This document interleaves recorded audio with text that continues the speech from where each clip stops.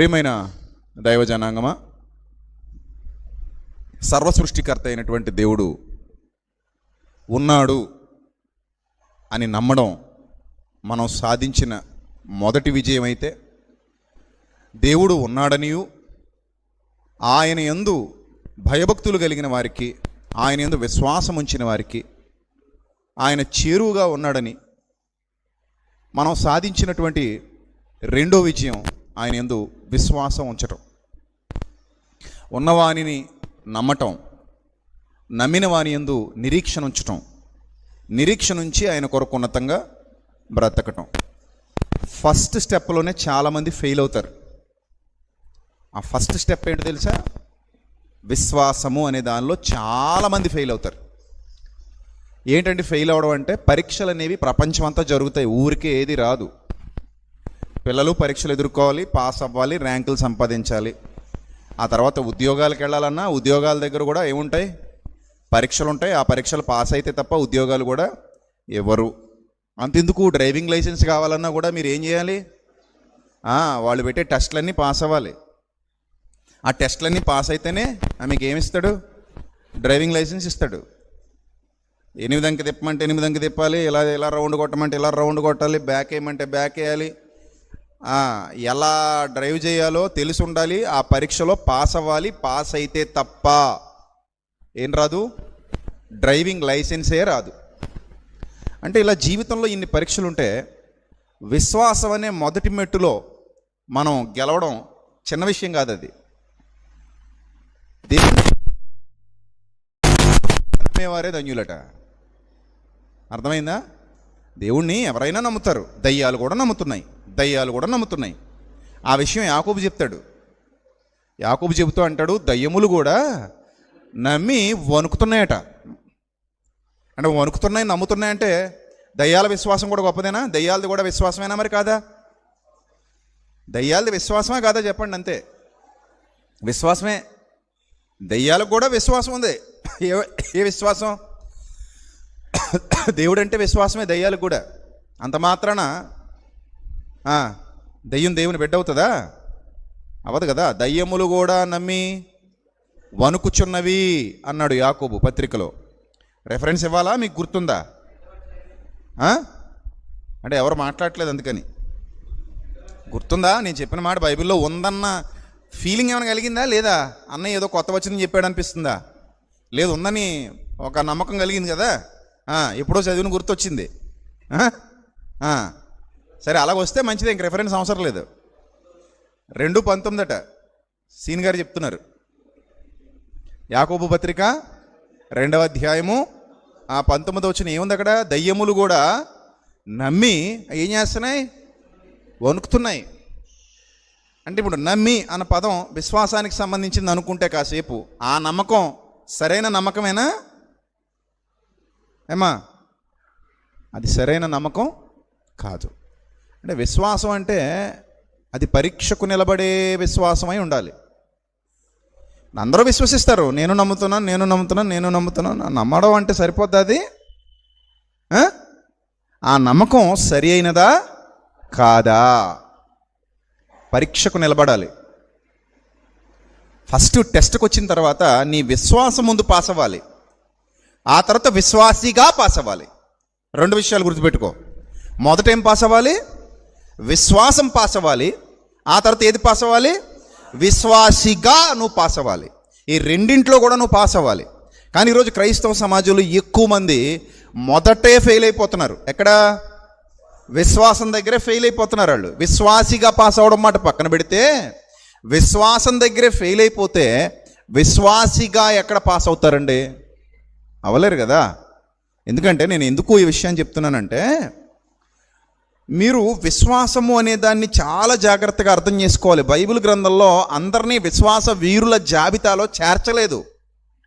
క్లాసులో పాఠాలు నేర్చుకున్న వాళ్ళందరినీ ర్యాంక్ లిస్టులో పెట్టరు. అందరూ క్లాస్కి వచ్చిన వాళ్ళే, కానీ ర్యాంక్ లిస్టులోకి ఎంతమంది వెళ్ళారు? కొందరే వెళ్ళారు. మరి అందరూ క్లాసులో వీళ్ళలాగే పాఠాలు విన్నవాళ్లే కదా. మరి వీళ్ళందరినీ ఎందుకు ర్యాంకర్ల లిస్టులో పెట్టలేదంటే వీళ్ళకి ర్యాంకులు రాలేదు. వీళ్ళకి మాత్రమే వచ్చాయి. వచ్చిన వాళ్ళని పెట్టారు, రాని వాళ్ళు పెట్టలే. కానీ అందరూ ఒక క్లాసులోనే ఉన్నారు. ఇది మీకు బాగా అర్థమైతే విశ్వాసులుగా ఎలాంటి విశ్వాసంలో ఉన్నారో మొదట మీరు అర్థం చేసుకోండి, తర్వాత విశ్వాసిగా ఎలా పాస్ అవ్వాలో నేర్చుకుందాం. ఇప్పుడు మిమ్మల్ని అడుగుతాను నేను, అమ్మా నువ్వు ప్రభువుని నమ్ముకున్నావా అని అడిగితే అవునండి నమ్ముకున్నాను, ఏ కారణం చేత? ప్రతిదానికి ఒక క్వశ్చను, ఆ క్వశ్చన్కి ఒక ఆన్సర్ ఉండాలి కదా, ఉండాలి వద్దా? నువ్వు ప్రభువుని నమ్ముకున్నావా? అవును, ఏ కారణం చేత? అదిగాక మన ఇండియాలో ఎక్కువ అడుగుతారు ఈ క్వశ్చన్, ఎందుకంటే మనకి దేవుళ్ళు ఎక్కువ. ఇండియాలో చాలా మత విశ్వాసాలు ఉన్నాయి. ఇండియాలోనే కాదు, ప్రపంచం నిండా చాలా మత విశ్వాసాలు ఉన్నాయి. హైందవ సోదరులు ఉన్నారు, ఇస్లాం సోదరులు ఉన్నారు, జైను సోదరులు ఉన్నారు, బౌద్ధులు ఉన్నారు, సిక్కులు ఉన్నారు కదా, ఇంకా చాలా మతాల వారు ఉన్నారు. ఆయా రకరకాల మతాలు, కొన్ని రాష్ట్రాలకు వెళితే కొన్ని రకాల మతాలు మనకు కనబడతాయి. ఇప్పుడు ఇన్ని మతాల వారు ఉన్నప్పుడు మరి నిన్ను అడగాలి కదా, నువ్వు ఎందుకు నీ పూర్వ మతాన్ని విడిచిపెట్టి ప్రభువుని ఎందుకు నమ్మావు? నీకంటూ ఒక పూర్వమతం ఉంది కదా, ఆ పూర్వమతాన్ని విడిచిపెట్టి ప్రభువుని ఎందుకు నమ్మావు నువ్వు అని అడిగితే నీ దగ్గర ఒక సమాధానం ఉండాలా వద్దా? ఆ సమాధానం లోకానికి నచ్చేలా మెచ్చేలా కాదు, దేవునికి నచ్చేలా మెచ్చేలా ఉండాలి. అప్పుడు నువ్వు పాస్ అవుతావు. అది నువ్వు విశ్వాసంలో మొట్టమొదట గెలవడం, ఫస్ట్ స్టెప్. ఈ స్టెప్లో చాలామంది ఫెయిల్ అయ్యారనేది నేను బలంగా నొక్కి చెబుతున్నటువంటి అంశం. ఎందుకంటే ఒక మనిషిని దేవుని దగ్గరికి నడిపించటం అదే విశ్వాసానికి పునాది వేయడం. అది బైబిల్ ప్రకారంగా ఒక మనిషిని దేవుని వైపు నడిపించడం అనగానే విశ్వాసానికి ఆ మనిషి హృదయంలో పునాది పడటం. ఇక్కడ మీరు గమనించండి, మన భక్తి హృదయం నుంచి మొదలవ్వాలి, శరీరం నుంచి మొదలయ్యేది కాదు మన భక్తి. క్రైస్తవ భక్తి జీవితం శరీరం దగ్గర మొదలు కాదు. చాలా భక్తి జీవితాలు శరీరంతో మొదలై శరీరంతో ముగిసిపోవచ్చు, కానీ క్రైస్తవ భక్తి జీవితం హృదయంతో మొదలవుతుంది, హృదయం దగ్గరే ఆగుతుంది. ఇప్పుడు మీ భక్తి హృదయం దగ్గర మొదలైతే హృదయంలో పడిన పునాది ఏదైతే ఉందో అది చాలా చాలా ఇంపార్టెంట్. యావత్ క్రైస్తవ ప్రపంచం తెలుసుకోవాలి. మీకు వీలైనంత మందికి ఈ ప్రసంగాన్ని పంపించండి. విశ్వాసులను చెప్పుకుంటున్న వాళ్ళకి పరీక్షించుకుంటారు, వాళ్ళు కూడా చాలా అవసరం వాళ్ళకి. మీకు ఎంతమంది విశ్వాసులు తెలుసో వాళ్ళందరికీ ప్రసంగాన్ని పంపించి, ఏవయ్యా ఒకసారి విను, రాజమండ్రిలో మా అన్నయ్య ఒక డాక్టర్ గారు, అయినా ఏ డాక్టరు? అది ఎంబీబీఎస్ కాదు సుమా, ఎంబీబీఎస్ ఎఫ్ఆర్సీఎస్ అంటాను అనకండి. మా అన్నయ్య ఉన్నారు, ఆయన కూడా డాక్టరే. ఏ డాక్టర్ అంటే పరమ వైద్యుని దగ్గర శిష్యరికం చేస్తున్నటువంటి డాక్టర్ ఈయన. సో మా డాక్టర్ గారు ఆత్మీయ వైద్యుడు ఒక ప్రసంగం రిలీజ్ చేశాడు. ఈ ప్రసంగంలో పరీక్ష అంటున్నాడు విశ్వాసానికి. ఇది నిజమా అబద్ధమా ఒకసారి టెస్ట్ చేసుకుందాం, మీకు రోగం ఉందో లేదో తెలుస్తుంది, ఒకళ్ళు ఉంటే సరిదిద్దుకుందాం, లేకపోతే పర్లేదు, హ్యాపీ ఆనందపడదాం, అంతే కదా. ఇప్పుడు మీ అందరికీ టెస్టులు చేసామనుకోండి కంటి పరీక్షలో, నీ కంటికి ఏ జబ్బు లేదమ్మా అంటే మీరు ఏం చేస్తారు? అర్రే అలా ఎలాగ ఉందండి, ఎదుటి ఉండాలి కదండి అంటారా? అంటారు కదా, అమ్మయ్యా నాకేం లేదంటారు. అదేదైనా ఉంది అని తెలిసిందనుకోండి, దానికి ఏంటి మరి ఇప్పుడు ఏం చేయాలి, పరిష్కారం ఏంటని ఆలోచిస్తారు. ఇది కూడా అంతే. సో ఇప్పుడు మనందరం ఆలోచన చేద్దాం, మన విశ్వాసం ఫెయిలా పాసా అంటే పునాది కరెక్ట్గా పడిందా పడలేదా, ఇది ఒక్క టెస్ట్ చేసుకుంటే రెండో పాయింట్లోకి వెళ్ళిపోదాం మనం. స్టెప్ టూ ఇది స్టెప్ 1. ఇది స్టెప్ 1 మీకు అర్థమైపోతే స్టెప్ 2లోకి ఈజీగా వెళ్ళిపోవచ్చు. విశ్వాసం పాస్ అయితే విశ్వాసిగా ఎలా పాస్ అవ్వాలో తెలుసుకోవచ్చు. ఇప్పుడు విశ్వాసం పాస్ అవ్వడానికి బేసిక్ ఇన్ఫర్మేషన్ ఏంటంటే, ఒకడు విశ్వాసిగా మారడానికి భౌతిక సంబంధమైన రీజన్స్ చెప్తున్నాడు అని అంటే that is not a real faith in front of our Lord. Get my point clearly. అది ఎప్పుడూ కూడా మన ప్రభు ఎదుట సరి అయిన విశ్వాసం కాదు. చాలామంది చూడండి, ప్రభువుని నమ్మానండి, నా పూర్వ మతాన్ని విడిచిపెట్టి ప్రభువుని నమ్మానండి, ఎందుకంటే అప్పులు తీరుస్తాడని నమ్మానండి. నా పూర్వ మతాన్ని ఎందుకు విడిచాను నేను? అప్పులు తీరుస్తాడని అని చెప్తారు కొంతమంది. బోధించే వాళ్ళు కూడా అలా బోధిస్తుంటారు. నీ పూర్వ మతాన్ని ఎందుకు విడిచిపెట్టావమ్మా? రోగాలు తగ్గిస్తాడనండి. నీ పూర్వమతాన్ని విడిచిపెట్టి ప్రభు దగ్గరికి ఎందుకు వచ్చావమ్మా? ఉద్యోగం ఇప్పిస్తాడనండి. నీ పూర్వమతాన్ని విడిచిపెట్టి ప్రభు దగ్గరికి ఎందుకు వచ్చావమ్మా? పెళ్లి చేయిస్తాడనండి. నీ పూర్వమతాన్ని విడిచిపెట్టి ప్రభు సన్నిధిలో ఎందుకు ప్రభువును వెంబడిస్తున్నావమ్మా? ఆరాధనలో ఎందుకు కూర్చుంటున్నావు అంటే మాకు ఇల్లు కట్టి పెడతాడనండి, ఇంకేదో చేస్తాడని. ఇవన్నీ భౌతిక సంబంధమైనటువంటి రీజన్స్ కదా.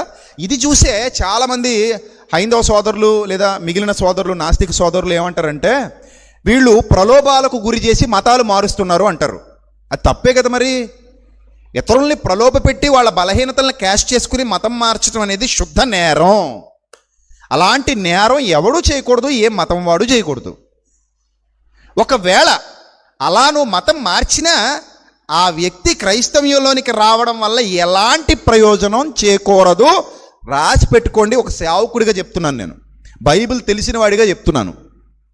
ఎవరైనా మాయ మాటలు చెప్పి మిమ్మల్ని మీ పూర్వమతంలో నుండి క్రైస్తవ్యంలోనికి ప్రలోభాలకు గురి చేసి తీసుకొస్తే గనక మీ విశ్వాసం చెల్లుబాటు కాదు కాదు కాదు. ఎందుకంటే పునాది సరిగా పాడలేదు. నువ్వు 100 అంతస్తుల బిల్డింగ్ కట్టు, ఏం బాగుండాలి? పునాది బాగుండాలి. అందుకే నేను ఎప్పుడు కూడా అలాంటి బాహ్య సంబంధమైన ప్రచారాలు చేయను. విన్నారేట ఎప్పుడైనా నా బోధల్లో, నా ప్రసంగాల్లో, నా సభల్లో? వినరు. ఈ జీవితానికి వినరు. నేను చచ్చేంత వరకు నా బ్రతుకులో అలాంటి బోధ, చావనైనా చచ్చిపోతానేమో కానీ అలాంటి బోధ నా నోటి వెంట రాదు, రానేరదు. ఎందుకంటే ప్రభువు ఆ పునాది ఎక్కడా వేయలేదు, తానే వేయలేదు. మనం ఎవరండి వేయడానికి? మనకు మాదిరి ఉంచిపోయిన ప్రభువు అలాంటి పునాది ఎక్కడా వేయలేదు. ఇప్పుడు అప్పుల బాధల, కుటుంబ సమస్యల, తీరని రోగాల, పెళ్ళిళ్ళు జరగట్లేదా, ఉద్యోగాలు రావట్లేదా, ఎవరు చెప్పారు మీకు రోగం తగ్గదని, ఎవరు చెప్పారు మీ అప్పు తీరదని, ఎవరు చెప్పారు మీ సమస్యలు పోవని, ఇలాంటి మాటలు చెప్పి అందరినీ ఆకర్షించుకొని సంఘాన్ని నింపుకుంటే వాళ్ళు నా దృష్టిలో చేటతో ఎగరబోసేసిన తర్వాత పొల్లు గింజలు ఎగిరిపోతే వాటన్నిటిని బస్తాల్లో పట్టుకు తెచ్చుకుని గాదెల్లో నింపుకున్న వాళ్ళతో సమానం. దేవుడు వాళ్ళని అసలు పరిగణనలోకి తీసుకోడు. ఎందుకంటే అది సరి అయిన పునాది కాదు. అందుకే అలాంటి పునాది వేయకూడదట. ఎందుకంటే రేపు పొద్దున పరీక్ష ఉంది. ఆ పరీక్షకు నిలబడాలి. నువ్వు కట్టిన కోట పరీక్షకు నిలబడాలి. ఆ పరీక్షకు నిలబడినప్పుడు పొల్లంతా ఏమైపోద్ది? కాలిపోద్ది, ఎగిరిపోద్ది, పనిచేయదు. అప్పుడు నీకు ప్రతిఫలం రాదు. ఈ లోక సంబంధమైన బోధకుడు ఏమనుకుంటాడంటే సంఘం నిండిపోతే డబ్బులు వస్తాయి కదా అనుకుంటాడు. కానీ ఆత్మ సంబంధమైన బోధకుడు ఏమనుకుంటాడంటే సంఘంలో సత్య సంబంధులు నింపబడితే పరలోకంలో ప్రతిఫలం వస్తుంది కదా అనుకుంటాడు. దేవుని నామానికి మహిమ కలుగునుగాక. అది మంచి మనసు, అది మంచి ఉద్దేశం. ఇప్పుడు నాకు 1,00,000 మంది రాజమండ్రిలో నిండిపోవడం కాదు కావాల్సింది. 1,000 మంది ఉన్నా వాళ్ళు ఎలాంటి వారు కావాలి? సత్యములో స్థిరముగా నిలబడేవారు కావాలి. వాళ్ళ పునాది సరి అయింది కావాలి. ఎందుకంటే మీరందరూ పాస్ అయితే నాకు ఫలితం. మీరందరూ ఫెయిల్ అయితే ఇన్నాళ్ళ నా కష్టం ఎందులో పోయినట్టు? బూడిదలో పోసిన పన్నీరే. మీరు నిజం కాదనుకుంటున్నారు. అది ఒకసారి చూడండి. ప్రతి సేవకుడు కూడా తెలుసుకోవాలి. విశ్వాసతో పాటు కొరింథీయులకు రాసిన మొదటి పత్రిక 3వ అధ్యాయము 10వ వచనం చదవండి ఒకసారి. కొరింథీయులకు రాసిన మొదటి పత్రిక 3వ అధ్యాయము 10వ వచనం. దేవుడు నాకు అనుగ్రహించిన కృప చొప్పున నేను నేర్పరి అయిన శిల్పకారుని వలె పునాది వేసి తిని. ఏం వేసి తిని? ఎవరు వేశారట పునాది? పౌలు భక్తుడు. ఎవరికి వేశాడట పునాది? మీలాగా విశ్వసించడానికి సిద్ధముగా ఉన్న ప్రజలకు. దేనితో వేశాడు పునాది? వాక్యము, సువార్త ప్రకటన. పునాది దేంతో పడుతుందమ్మా? సువార్త ప్రకటన. సువార్త ప్రకటనతో పౌలు భక్తుడు పునాది వేశాడు. చదవండి. దానికి మళ్ళీ నేర్పరి అయిన శిల్పకారుని వలె అనే పదాన్ని వాడాడు. ఆయన తనను తాను గురించి మాట్లాడుతూ నేర్పరి అయిన శిల్పకారుని వలె పునాది వేసి తిని మరి ఒక్కడు దాని మీద ఏం చేస్తున్నాడు? కట్టుచున్నాడు. నేను పునాది వేశాను, మరి ఒకడు ఏం చేస్తున్నాడు? కట్టుచున్నాడు. ప్రతివాడు దాని మీద, ఆ పునాది మీద ఎలా కడుతున్నాడో జాగ్రత్తగా చూసుకోవాలి. ఇదంతా ఆత్మీయ భాష. భౌతికమైన ఉదాహరణతో ఆత్మీయ స్థితిని వివరించేటువంటి ప్రక్రియ. గమనించండి జాగ్రత్తగా. ఆత్మ సంబంధమైన విషయాన్ని అర్థం చేయించడానికి శరీర సంబంధమైన ఎగ్జాంపుల్స్ వాడుతున్నాడు ఇక్కడ పౌలు భక్తుడు. కట్టుచున్నాడు అనగానే మళ్ళీ ఇటుకలు, సిమెంటు, ఐరన్ అనుకోకండి. ఇదంతా ఒక spiritual journey, spiritual construction. It means spiritual construction. ఆత్మీయ స్థితి, లోపల కట్టబడే స్థితి ఇది మీ అందరిలో. రైట్ చదవండి. వేయబడినది తప్ప ఇంకో పునాది లేదట, ఒకటే పునాదట. అది పాస్ అయ్యే పునాది అయి ఉండాలి, ఫెయిల్ అయ్యే పునాది అవ్వకూడదు. వేయబడినది తప్ప మరొక పునాది ఎవడును వేయ నేరడు. ఈ పునాది ఎవరంటే యేసుక్రీస్తు.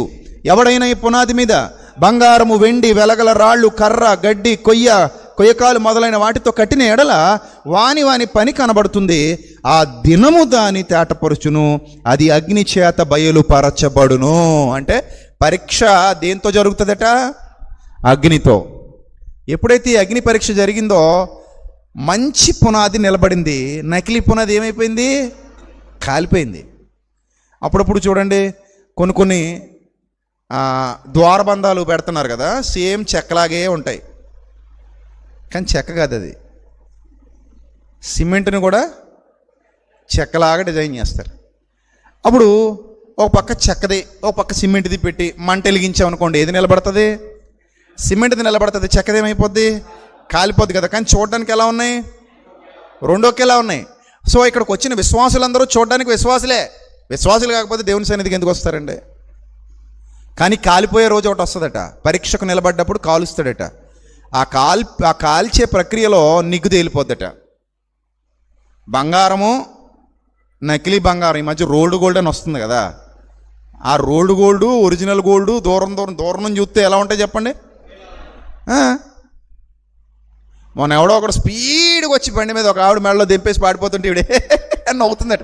ఇది ఎక్కడ గొడవరా నాయన, ఎవరైనా తెంపుపోతుంటే అయ్యో అయ్యో అయ్యో అంటారు, ఈ నవ్వుతుందట అనుకుంటే ఆడు వేగంగా వెళ్ళిపోయి దబ్బును పడిపోయి మళ్ళీ లేచి మళ్ళీ కొట్టుపోతే అవన్నీ తుడుచుకొని మళ్ళీ వేగంగా పారిపోతుంటే నవ్వుతుందట. ఎందుకంటే అది రోల్డ్ గోల్డ్. ఒరే సన్నాసోడా, అది 70 రూపాయలు రాందట. 70 రూపాయల కోసం ఎంత పెట్రోల్ తగిలేసారా సన్నాసోడా? 70 రూపాయల కోసం ఎంత సాహసం చేశారో, నిండా దెబ్బలు తగిలిచ్చేసుకుని. ఒరే చైనీస్ నేచరు, అనవసరంగా నిన్ను పోలీసులు పట్టుకుంటా ఇంటెన్షనల్గా నువ్వు దొంగవే కాబట్టి లోపలేస్తారు బట్టుకెళ్ళి, కానీ నువ్వు సంపాదించుకున్నది ఎంత? 70 రూపాయలు. అంటే అది ఒరిజినల్ బంగారం కాదు, డూప్లికేట్ అన్నమాట. ఈ రోజుల్లో ఒరిజినల్ బంగారం వేసుకుని వీధుల్లో తిరగడం కంటే కూడా నా మాట విని డూప్లికేట్ వేసుకుని తిరగండి వీధుల్లో, బెటరు. ఆ రోల్డ్ గోల్డ్ కొనుక్కొని వీధుల్లో తిరిగారు అనుకోండి, ఎవడొచ్చి లాక్కున్నా పీక్కున్నా ఇక తీసుకోరా అని ఇచ్చేయచ్చు. ఇది పట్టుకెళ్ళు అని ఇచ్చేయచ్చు. అక్షల్యములు అందరూ ఈ ప్లాన్ చేయండి, మొత్తం దేశంలో అందరూ ఓ నెల రోజుల పాటు ఈ రోల్డ్ గోల్డ్ వేసుకుని ఈ వీధుల్లో అలా తిరగండి చక్కగా. ఈ చైనీస్ నేచర్లు అందరూ ఆ నెల రోజులు తెంపుకుంటారు, దొరికేవాళ్ళు దొంగలందరూ దొరికేస్తారు.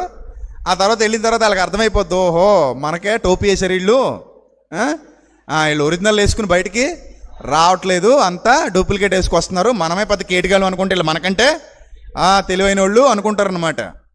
సరే, చూడడానికి రెండు ఎలా ఉంటాయి? ఒకేలా ఉంటాయి. అది ఇది చూడడానికి ఒకేలా ఉంటాయి, కానీ ఒరిజినల్లే, డూప్లికేటు కాసేపు షో చేయడానికి బాగానే ఉంటుంది. ఏదైనా పెళ్లి కేసుకెళ్ళి షో చేసి వచ్చేయచ్చు. ఎవరు నీ దగ్గరికి వచ్చి అక్క ఇది రాటిదా గీటిదా అని గీడ్చి చూడరు కదా, ఎందుకంటే వాళ్ళు ఎవరో దాన్ని చెక్ చేయరు. అదే ఆభరణం బ్యాంక్కి వెళ్ళి పెట్టాలనుకున్నప్పుడు మాత్రం అక్కడ పరీక్ష ఉంటుంది. అర్థమైందా? నువ్వు పెళ్లి కేసుకున్నంత మాత్రాన నీకు ఏ ఇబ్బంది లేదు, హ్యాపీగా తిరుగు, పెళ్ళంతా తిరుగు, చక్కగా 100 వేసుకో, ఎవడొద్దన్నాడు? గోల్డ్, ఏం గోల్డ్ అది? Rolled gold. 100 వేసుకో, ఒంటి నిండా దిగబోసుకుని పెళ్ళంతా తిరుగు, నేను ఎవడు అడగడు. బాగుందండి, చాలా బంగారం కొన్నాడు ఇలా ఆయన అనుకుంటారు, రిచ్ మా ఆంటీ అనుకుంటారు. అదే రిచ్ ఆంటీ ఇప్పుడు బ్యాంక్కి కానీ వెళ్ళింది అనుకోండి, రిచ్ ఆంటీ కాదు, ఇక్కడ పూర్ ఆంటీ, గెట్అవుట్ అంటారనమాట ఈ ఆంటీని. ఎందుకంటే అది బంగారం కాదు కనుక పరీక్షకు నిలబడినప్పుడు ఫలితం రాలేదు. అదే బంగారం అయితే పరీక్షకు నిలబడినప్పుడు ఏమొస్తుంది? ఫలితం వస్తుంది. విశ్వాసం కూడా అంతే. ఇక్కడ కాలిపోయిందట, కట్టిందంతా ఏమైపోయిందట? కాలిపోయిందట. కట్టింది కాలిపోతే ప్రయోజనం. ఇప్పుడు ఇంతమంది ఉన్నారండి, నేను 15 ఏళ్ళుగా కష్టపడుతున్నానండి సంఘాన్ని నిలబెట్టడం కోసం. 15 ఏళ్ల నుంచి నా పరిచర్య సాగుతుంది. ఏ రోజు నా స్వలాభాపేక్ష కోసం చూడలేదు. ఈ 15 ఏళ్ళుగా నేను దేవుని పనిలో ఎదిగాను తప్ప నా వరకు నేను సొంతంగా ఏమి ఎదగల. ఇది పచ్చి నిజం. నేను దేవుని పనిలోనే ఎదిగా ఈ 15 ఏళ్లలో. ఈ 15 ఏళ్లలో నేను ఆస్తులు సంపాదించలేదు, ఆత్మలు సంపాదించాను. అర్థమైందా? 15 ఏళ్ల సుదీర్ఘకాలం పాటు చాలా ఆత్మలు సంపాదించాను, చాలామందిని ప్రభువులో నిలబెట్టాను. కొన్ని వేల మందికి చేతులతో బాప్తిస్మాలు ఇచ్చాను. కొన్ని వేల మందిని ఆత్మీయంగా పడిపోయిన వాళ్ళని తిరిగి నిలబెట్టాను. సత్యం తెలియని వాళ్ళకి సత్యం ప్రకటించాను. ఎంతోమంది యవనస్తుల జీవితాల్లో దేవుని మహాకృపను బట్టి వెలుగులు నింపగలిగాను. చనిపోవాలనుకున్న వారి ఆలోచనల్ని రివర్స్ చేసి మళ్ళీ బ్రతుకు మీద ఆశ పుట్టించి దేవుని కొరకు బ్రతికేలా చేయగలిగాను. అలాగే ఎంతోమంది వాక్యం చెప్పడానికి ఉపయోగపడే విధంగా వాళ్ళని తీర్చిదిద్దగలిగాను. ఇదంతా నేను ప్రభు కొరకు చేసినటువంటి, ప్రభువులో పడినటువంటి కష్టానికి లభించిన ప్రతిఫలం. ఇప్పుడు ఒక మాట మీకు చెప్తాను.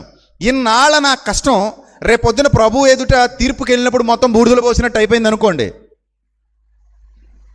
బూడిదలో పోసేసిన పన్నీరు అయిపోయింది అనుకోండి. అరే నాయన నువ్వు అంటే ఫెయిల్ అన్నాడు అనుకోండి. ఏంటి ఫెయిల్ అంటే ఏమండి ఉపయోగం? నాకు జీతం ఇక్కడ కాదండి సేవకుడికి, అక్కడ. చాలామంది సేవకులు ఇక్కడ జీతాల కోసం చూస్తున్నారు. ఇక్కడ కాదు జీతం, అక్కడ ఇస్తాడు అసలైన జీతం. ఆ దినమున నా పని కనబడును. వాని పని నిలిచిన ఎడలా వాడు కిరీటం పొందుకుంటాడు, వాడు జీతం పొందుకుంటాడు. పని నిలవకపోతే వాడు జీతం పొందుకోడు. దేవుడు జీతం ఇవ్వడు. వాడి పని కాల్చివేయబడిన ఎడల వానికి నష్టము కలుగును అన్నాడు. కాబట్టి మన పని నిలబడాలి. విశ్వాసంలో మిమ్మల్ని అందరినీ నేను నిలబెట్టాలంటే చక్కటి విశ్వాసం అనే పునాది వెయ్యాలి. అమ్మా, ఒరిజినల్ బంగారానికి నకిలీ బంగారానికి ఎంత తేడా ఉందో విశ్వాసానికి నకిలీ విశ్వాసానికి కూడా అంతే తేడా ఉంది. ఇప్పుడు చెప్పండి, మీరు ప్రభువుని ఎందుకు నమ్మారు? చెప్పాలి. దేనికి నమ్మారమ్మా ప్రభువుని? నేను ఎందుకు నమ్మానో చెప్తాను, మీరు రుజువు చూసుకోండి ఇంకా తర్వాత. ఏమా, నా బోధలో మీరు ఉన్నారు కాబట్టి, నా బోధ వింటున్నారు కాబట్టి నేను ఎందుకు నమ్మానో చెప్తాను. నేను ఎందుకు ప్రభువుని వెంబడించానో చెప్తాను. దాన్ని బట్టి మీరు సరి చూసుకోండి. నేను ఎందుకు ప్రభువుని నమ్మానంటే, నేను పాపినని ఎరిగి ఆయన బోధ వినడం వల్ల, బైబిల్ చదవడం వల్ల నేను పాపినని ఎరిగి నా పాపానికి క్షమాపణ ప్రభు దగ్గరే దొరుకుతుందని గ్రహించి, మరణం తర్వాత మరో జీవితం ఉందని వాక్యం వినడం ద్వారా తెలుసుకొని, ఇప్పుడు నేను ఆ మరణం తర్వాత రాబోయే ఉగ్రతను తప్పించుకుని నిత్య జీవాన్ని స్వతంత్రించుకోవాలంటే అది యేసుక్రీస్తు ద్వారా మాత్రమే లభిస్తుంది అని బలంగా నమ్మి, వినుట వల్ల నాకు విశ్వాసం కలిగి నేను ప్రభువును వెంబడించి మారు మనస్సు పొంది బాప్తిస్మం పొందాను. క్లియర్. అది నా ఫెయిత్, అది నా పునాది. ఇంతకు మించి నాకు ఏ పునాది లేదు. ఇప్పుడు మీరు చెప్పండి, నాలాంటి పునాదే మీకు ఉందన్న వాళ్ళు మీ చేయి చూపించారు. అందుకే నమ్మాను అన్నవాళ్ళు.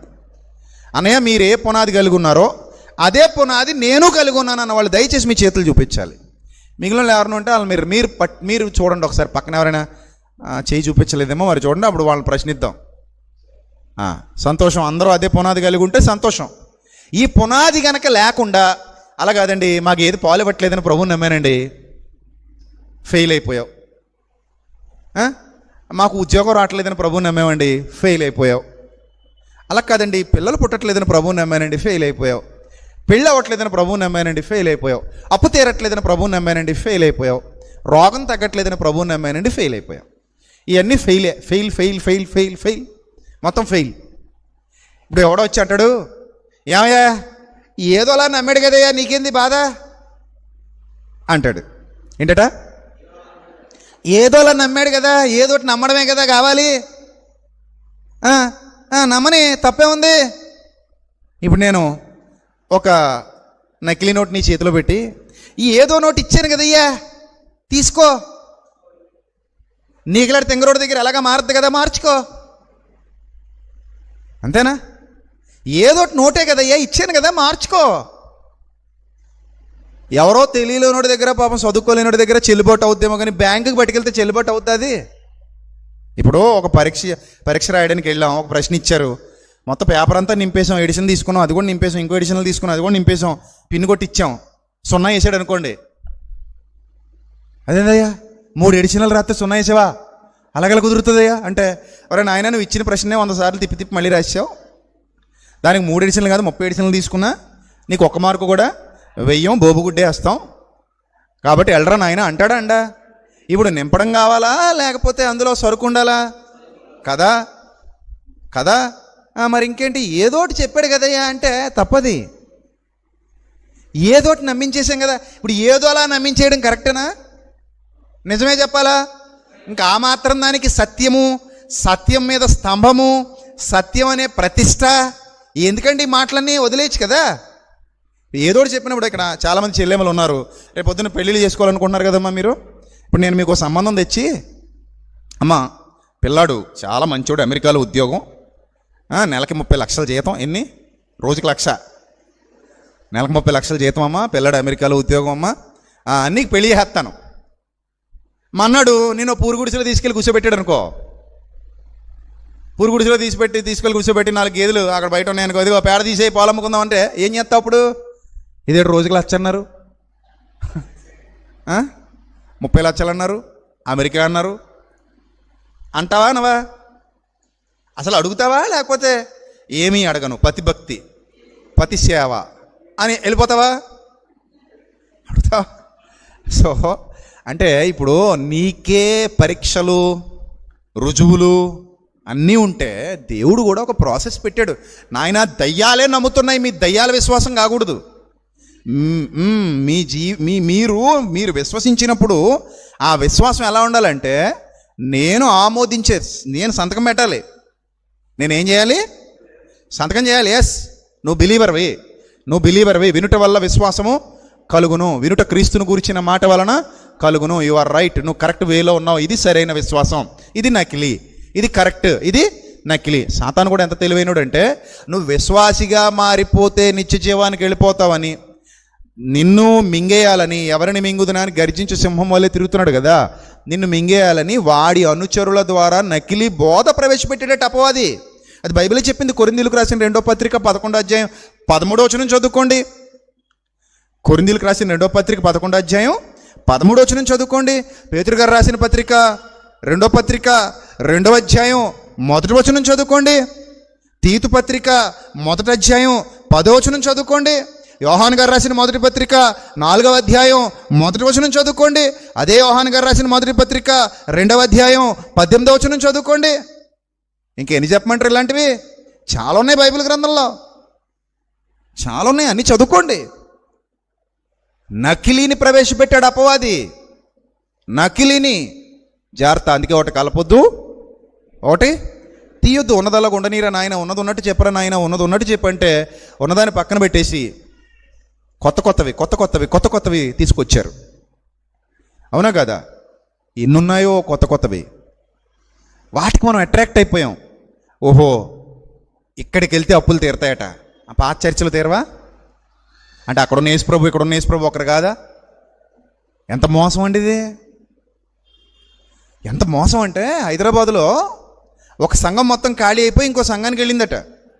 ఎందుకు ఈ సంఘం మొత్తం ఖాళీ చేసి ఇంకో సంఘానికి వెళ్ళారటంటే, ఈ సంఘంలో చేయని బోధ ఆ సంఘంలో చేశారట ఒక సేవకుడు. ఏమనంటే, అప్పుల బాధల, కుటుంబ సమస్యల, తీరని రోగాల, అయితే రండి ప్రభువు మిమ్మల్ని పిలుచుచున్నాడు అన్నాడట. ఇప్పుడు ఈ సంఘం అంతా ఖాళీ అయిపోయి ఆ సంఘానికి వెళ్ళిపోయారట. అంటే ఏంటి, దేనికోసం వెళ్ళారు మీరు అందరు అక్కడికి? ఇప్పుడు ఇక్కడున్న యేసుప్రభు అక్కడున్న యేసుప్రభు ఒక్కరు కాదా? నేను అడుగుతున్నాను మిమ్మల్ని, ఇప్పుడు ఇక్కడున్న యేసుప్రభు అక్కడున్న యేసుప్రభు ఒక్కరు కాదా? ఇక్కడున్న బైబిలు అక్కడున్న బైబిలు ఒకటి కాదా?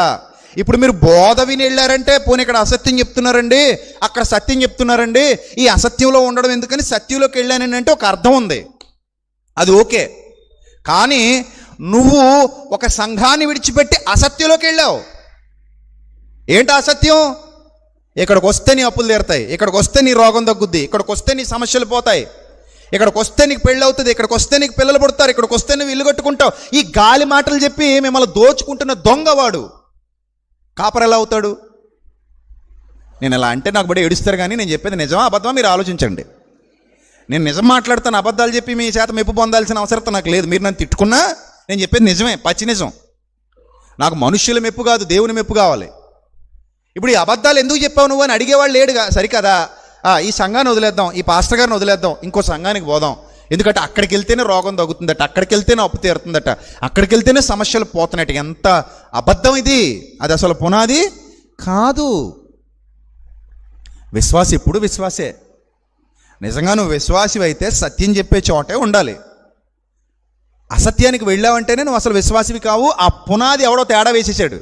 అందుకని ప్రభు అంటాడు, గాలికి చెదరగొట్టబడే పొట్టు అంటాడు. ఏంటట? గాలికి చెదరగొట్టబడే పొట్టు. ఎందుకు ఈ మాట అన్నాడు? పొట్టు ఎప్పుడు ఒక చోట నిలకడగా ఉండదు. పొట్టుకున్న లక్షణం ఏంటి? ఫ్యాన్ ఎటు తిప్పితే అటు ఎగురుద్ది. అవునా కదా? ఇప్పుడు ఇటు తిప్పామనుకోండి, ఆ డైరెక్షన్లో వెళ్తుంది. మళ్ళీ అక్కడికి వెళ్ళి ఇలా తిప్పామనుకోండి ఈ డైరెక్షన్లో వస్తుంది, మళ్ళీ ఇక్కడికి వచ్చి ఇలా తిప్పామనుకోండి ఈ డైరెక్షన్లో వెళ్తుంది. ఇది చంచల స్వభావం. వాళ్ళకి ఇంక సత్యం ఎప్పటికీ అర్థం కాదు. పునాది పాడు చేసేసుకున్నారు. పునాది పాడు చేసుకున్న వాళ్ళు ఎప్పటికీ బాగుపడరు. కాబట్టి గుర్తుపెట్టుకోండి, యావత్ క్రైస్తవ సమాజం తెలుసుకోవాలి, పునాది చాలా ఇంపార్టెంట్. విశ్వాసం దగ్గర పాస్ అవ్వాలి. మీరు అందరూ పాస్ అయ్యారని మీరు అందరూ చేతులు ఎత్తినప్పుడు నాకు ఎంత ఆనందం వేసిందంటే, చాలా ఆనందం వేసింది నాకు. ఆహా, సంఘంలో నిక్కమైన మంచి నీళ్ళ మొక్కటి చాలు, తళుకు బెళుకురాళ్ళు తట్టెడేలా అన్నాడు చూసారా? అలాగా నిక్కమైన మంచి నీళ్ళ ఉంటే చాలు. ఎందుకు మనకి తలుగు బెలుకురాళ్ళు 100 వస్తే మాత్రం ఎవరికి ఉపయోగం? అని గాలి అది. రేపు పొద్దున పరీక్షకు నిలబడినప్పుడు పావులా పనిచేయదు మనకు అది. బలా నమ్మకమైన మంచి దాసుడా, నేను నీకు ఇచ్చిన దాన్ని డబల్ చేసావనాలి తప్ప దేవుడు, అరే నాయన ఈ నేను పూలకాయలు బత్తాలన్నీ వేసుకొచ్చావిందిరా నాయన, ఏం చేసుకోమంటావి? ఎవరినైనా సరిగా విశ్వాసంలో నిలబెట్టి తీసుకొచ్చావా? లేదు. వచ్చిన వాళ్ళందరూ ఎందుకు వచ్చారు?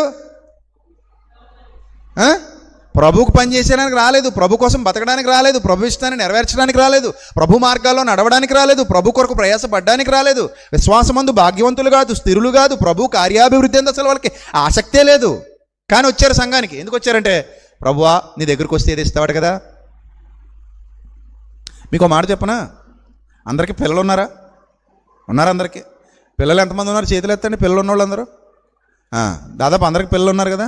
రైట్. రేపు పొద్దున్న మీరు ముసలోళ్ళు అయిపోయాక ఏంటి, రేపు పొద్దున మీరు అందరూ ముసలోళ్ళు అయిపోయాక మీ పిల్లల మీ దగ్గరకు వచ్చి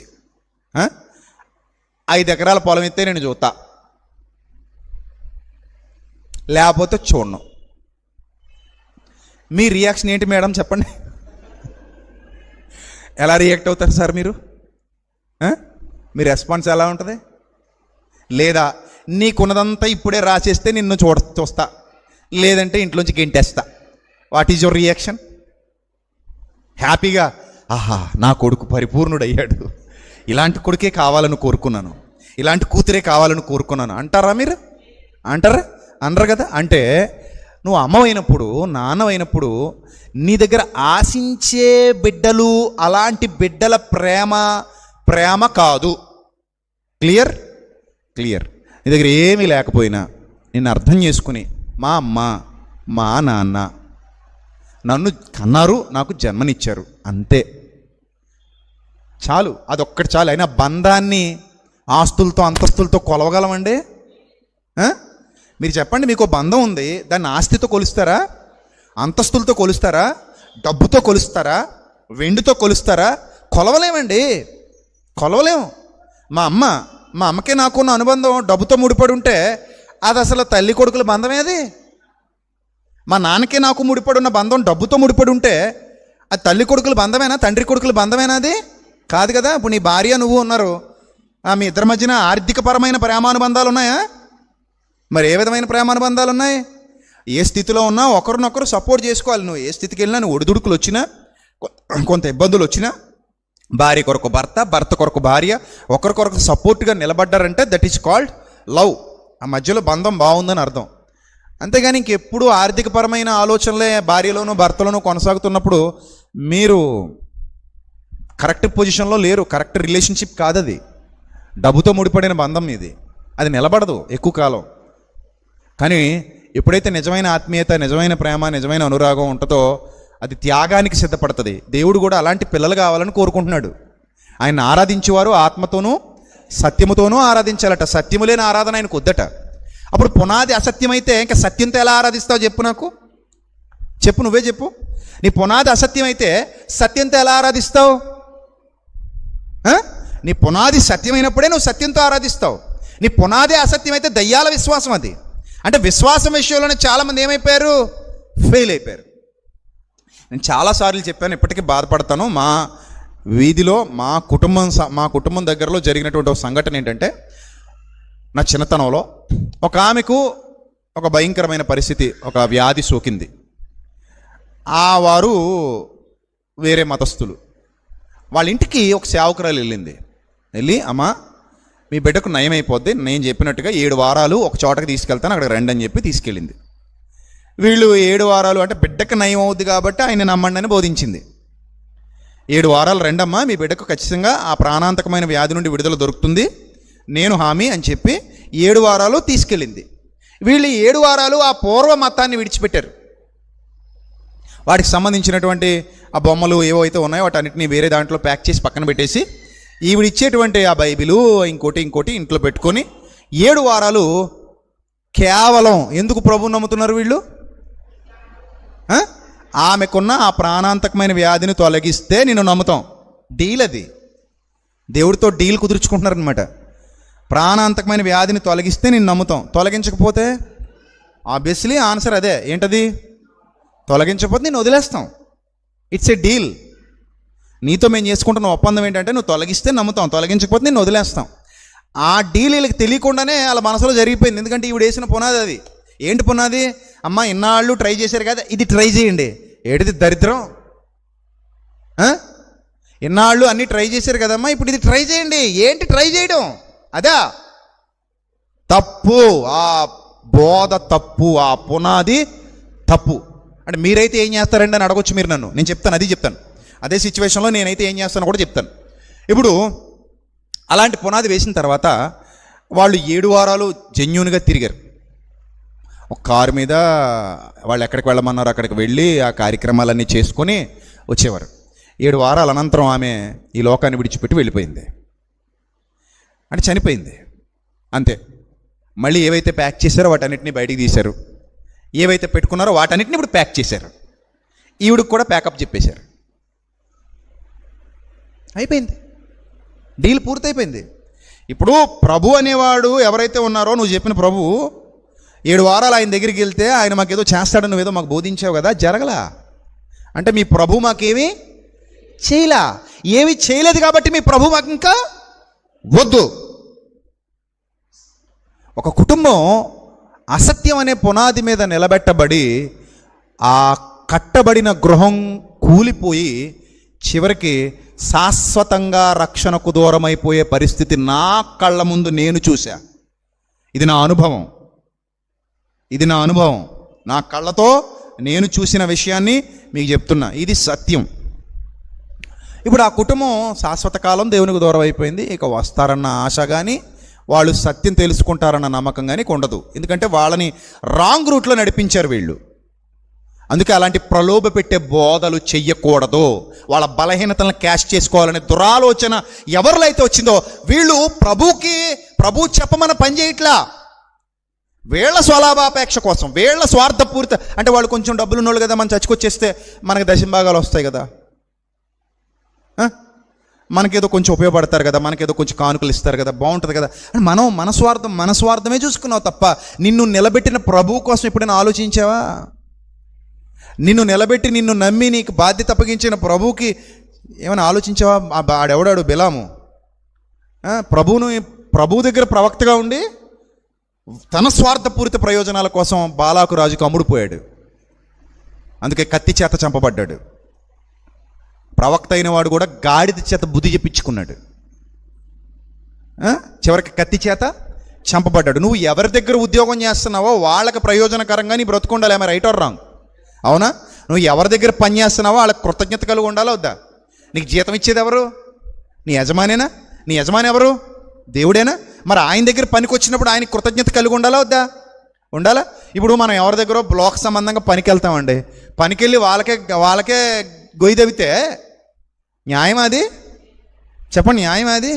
నువ్వు అక్కడ జీతం తీసుకుంటున్నావు, అక్కడ పనికి వెళ్ళావు, వాళ్ళకే వ్యతిరేకంగా మాట్లాడినా, వాళ్ళకి వ్యతిరేకంగా పనిచేసినా, is that right? Not right. Ethical issue కాదు అది, ఎథికల్ థింగ్ కాదు అది. That is not ethical. అలాగా ఇప్పుడు ప్రభు దగ్గర పనికొచ్చిన సేవకురాలు ప్రభు చెప్పమన్న మాటలు చెప్పాలి తప్ప వాళ్ళని శాశ్వతంగా ప్రభుకు దూరం చేసి ఇలాంటి చెడ్డ పునాది వేయకూడదు. పునాది దగ్గర ఫెయిల్యూర్ అంటున్నాను నేను. ఇప్పుడు మీరైతే ఏం చేస్తారండి నన్ను అడిగితే నేను అంటాను, నేనైతే వెళ్ళి ఆమెకు రక్షణ సువార్తను బోధిస్తాను. ఒకవేళ ఆమె ఇష్టపడితే నేను బలవంతంగా చెప్పను, మళ్ళీ నాకు అవసరం లేదు. ఒకవేళ ఆవిడ ఇష్టపడితే, అమ్మా నేను సత్యాన్ని గురించి నీకు తెలియజెప్పాలనుకుంటున్నాను, నువ్వు వింటావా?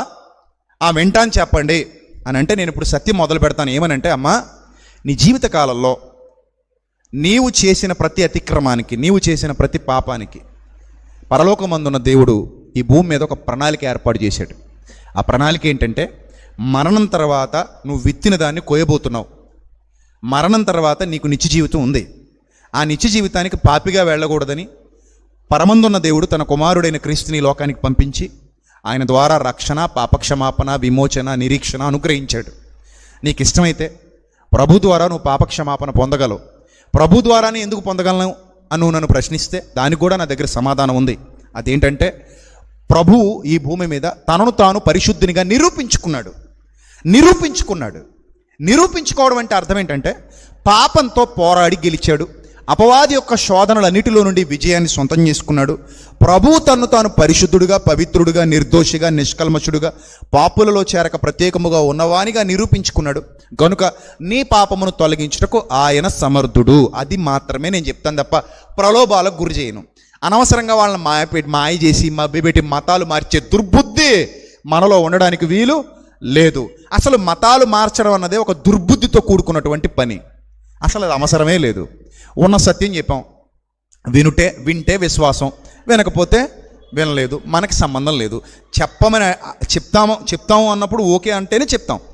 మేము వినవయ్యా నువ్వు వెళ్ళు అంటే వినం, వద్దు, మళ్ళీ దగ్గర కూడా రావాల్సిన పని నాకు లేదు. నా పాదాల ధూళి అక్కడే పెట్టేసి నేను వచ్చేస్తాను తప్ప మళ్ళీ నీ ముఖం కూడా చూడాల్సిన అవసరత లేదు. అది అంత రాయల్గా ఉండమని దేవుడు పునాది వేయమని చెప్తే ఏంటండి ఈ బలహీనుల్ని క్యాష్ చేసుకోవడం తప్పు కదూ. సో ఇప్పుడు ఆ విశ్వాసం నేర్పించామనుకోండి, అప్పుడు ఆమె ప్రభునందు విశ్వాసం ఉంచడం ద్వారా మాకేం లాభం అంటే నిత్య జీవితం, పాపక్షమాపణ, నిరీక్షణ. ప్రభు మీ కొరకు నా కొరకు ప్రాణం పెట్టారు, ఆయన సిలువలో మరణించారు, ఆయన నిత్య జీవాన్ని వాగ్దానం చేశారు, మరణం తర్వాత మరో జీవితం ఉంది, చనిపోతే బ్రతుకుంది అని చెప్పిన తర్వాత అమ్మా నువ్వు ప్రభువును విశ్వసించి ముందుకు కొనసాగు. రోగం తగ్గినా తగ్గకపోయినా ఎలాగూ మరణం తప్పదు. ఒకవేళ ప్రభు చిత్తమైతే నువ్వు విశ్వాసిగా కొనసాగుతున్నప్పుడు ఆయనకి ఇష్టమైతే తప్పక నిన్ను స్వస్థపరచగల సమర్థుడు. ఈ స్వస్థత కోసమే ప్రభు దగ్గరికి రాగ్గాని ఒకవేళ నువ్వు ఆయనకి ఇష్టరాలివి అయితే, నీ విశ్వాసం ఆయనకి నచ్చితే, నీ ప్రార్థన ఆయన సన్నిధికి చేరితే తప్పకుండా నిన్ను ఆయన స్వస్థపరుస్తాడమ్మా. అది ఆయనకు అసాధ్యమైనది ఏమీ కాదు. కానీ దానికోసం నువ్వు ప్రభువుని నమ్మాల్సిన అవసరత లేదు. నువ్వు నీ రక్షణను కొనసాగించు. ఎలాగూ చనిపోతాం కదమ్మా, చావు ఎలాగూ తప్పదు. చావుకు ముందు ప్రభు ద్వారా రక్షణ పొందుకుంటే మంచిది కదా, ప్రభు ఇచ్చే అనుగ్రహాన్ని పొందుకుంటే మంచిది కదా. నీతివంతుడమ్మా, పరిశుద్ధుడు, యథార్థవంతుడు, ఆయన పాపులలో చేరక ప్రత్యేకముగా ఉన్నవాడు. ఆయన నీ పాపాన్ని క్షమించగలడు, నిన్ను విమోచించగలడు, నీకు రక్షణ ప్రసాదించగలడు. అది మాత్రమే బైబిల్ చెప్పింది. అది మాత్రమే మనం చెప్పడానికి అర్హులు. అది కూడా వాళ్ళు ఇష్టపడితే. మాకు వద్దు, చెప్పొద్దు అంటే చెప్పొద్దని చెప్పాడు ఆయన. చెప్పొద్దని చెప్పి నువ్వు వెళ్ళొద్దు ఎక్కడికి అన్నాడు. నువ్వు పాదాలు ధూళి దులుపుకొని వచ్చేయమన్నాడు, వెళ్ళిపోమన్నాడు. అది బైబిల్ విధానం. నేనైతే అదే చెప్తా. అంతే తప్ప లోక సంబంధమైన ఎరలు, లోక సంబంధమైన విషయాలు, లోక సంబంధంగా ఏదో బోధించేసి వాళ్ళను ప్రభు సన్నిధికి నడిపించేసి వాళ్ళ విశ్వాసాన్ని, పునాదిని పాడు చేయటం మన పని కాదు. ప్రియమైన దేవుని సంగమా, నేను చెప్పింది నిజమా కదా ఆలోచించండి. అవును కదా. ఇప్పుడు అబద్ధం మీద కట్టింది ఏది నిలబడదండి. శాశ్వతంగా నిలబడాలంటే దేని మీద కట్టాలి చెప్పండి? దేని మీద కట్టాలి? సత్యం మీద కట్టాలి. అబద్ధాల మీద కోటలు కడితే ఏది నిలబడదు. ఈరోజు సాతాను అనుచరులు చేస్తున్నటువంటి తప్పదే. అబద్ధాల మీద కడుతున్నారు కోటల్ని. వద్దు, చాలా తప్పది. సో ఇప్పుడు విశ్వాస పరీక్షలో మొదటి అంకాన్ని దిగ్విజయంగా పూర్తి చేసుకున్నాం మనం. వచ్చే వారం విశ్వాసిగా ఎలా గెలవాలి అనేది మాట్లాడుకుంటాం. అర్థమైందా? ఇప్పుడు కేవలం విశ్వాస పరీక్ష మాత్రమే మాట్లాడుకున్నాం. స్టెప్ 1 అర్థమవుతుందా? స్టెప్ 1 ఇది. స్టెప్ 2లోకి వెళ్తాం వచ్చే వారం. విశ్వాసిగా ఎలా గెలవాలి. విశ్వాసిగా ఇప్పుడు ఈ విశ్వాసం ఉంది, ఇది మన విశ్వాసం విషయంలో గెలిచాం. అవును, నేను ప్రభుని ఇలాగే నమ్మే. రేపు పొద్దున్న నాకు రోగం వచ్చింది అనుకోండి, ప్రభువా నువ్వు తగ్గిస్తావా, తగ్గించమని అడుగుతాను. ఒకవేళ రోగం వస్తే నేను అడుగుతాను ప్రభుని. నేను నిజంగా చెప్తున్నా, నాకు ఏదైనా వ్యాధి అంటే వైద్యులు కూడా కుదరచజాలని వ్యాధి ఏదైనా ఒకవేళ నా కర్మగాలి వస్తే అప్పుడు ప్రభుని అడుగుతాను. నాకు దిక్కెవరు ఆయనే, నాకు ఇంక తోడెవరు ఆయనే. ఆకాశమందు నీవు తప్ప నాకెవరున్నారు? నేను ఆయన్నే అడగాలి. నేను ఆయన వాడను, నేను నమ్ముకుంది ఆయన్ని కాబట్టి ఆయన్ని అడుగుతాను. తండ్రి నేను ఈ వ్యాధి బారిన పడ్డాను ప్రభువా, నీ చిత్తమైతే నన్ను స్వస్థపరచు తండ్రి అని అడుగుతాను. పౌలు భక్తుడు కూడా ముమ్మారు వేడుకున్నాడట, అయ్యా ఈ ముళ్ళు తీసేవయ్యా అని. ముమ్మారు వేడుకున్నాడట, నా శరీరంలో ఒక ముళ్ళుంది, ఆ ములు తీసే ప్రభువా నాకు అడ్డంకిగా ఉందని వేడుకుంటే ప్రభు అన్నారట, బలహీనత లేనిదే నా శక్తి పరిపూర్ణమవుతుంది, అలాగ ఉండని నాయన అన్నాడట. ఒకవేళ అలాగ ఉండని అన్నాడు అనుకోండి, నేను ఉండనిస్తాను. అంత మాత్రం నాకు రోగం ఉందని ప్రభువుని విడిచిపెట్టేంతటి నీచుడను కాను. ఎందుకంటే రోగం ఉన్నా నేను చనిపోవాలి, రోగం లేకపోయినా నేను చనిపోవాలి. రోగగ్రస్తుడనైనా నేను ఏదో రోజు ఆయన ఎదుర్కోవాలి, ఆయన సన్నిధికే వెళ్ళాలి. రోగగ్రస్తుడను కాకపోయినా, ఆరోగ్యంగా చనిపోయినా నేను ఆయన సన్నిధికే వెళ్ళాలి. చావు అనేది ఎలాగూ తప్పదు నాకు. దానికోసం నేను ప్రభువుని వదిలేయడం అది నా విశ్వాసానికి సంబంధించింది కాదు. అక్కడ మనకు యోబు నేర్పిస్తాడు. అన్నీ పోయాయట. పిల్లలు చచ్చిపోయారు, ఆస్తులు పోని, అంతస్తులు పోని, పరపతి పోయింది, పరువు పోయింది, తినలేదు, ఒళ్ళంతా శుష్కించిపోయి రోగాల బారిన పడిపోయి ఆరోగ్యం కూడా పోయింది. ఒళ్ళంతా కురుపులట, పాపం చిల్లపెంకుతో బూడిదలో కూర్చుని ఒలుగొక్కుంటున్నాడట. అంత క్రూరమైన హీనమైన దుస్థితి. రాజవస్త్రాలు ధరించుకుని సేవకులతో పరిచర్యలు చేయించుకునే గొప్ప స్థితి నుంచి ఒక దిక్కుమాలిన స్థితికి వచ్చి పడిపోయాడు పాపం. అలాంటి దుఃఖభరితమైన స్థితిలో కూర్చున్నప్పుడు మిగిలిన ఒక్క భార్య వచ్చి అంటదట, సాటి అయిన సహాయం వచ్చి అంటదట ఆయనతో, ఇంకనూ విశ్వాసమును వదలకయుందువా, ఇంకెందుకు విశ్వాసం, ఇంకా ఉండాలా ఇక్కడ దేవుని సన్నిధిలో, పోదాం పదా, నువ్వు రావా, అయితే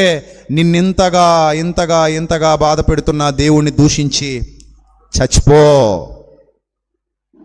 అందట.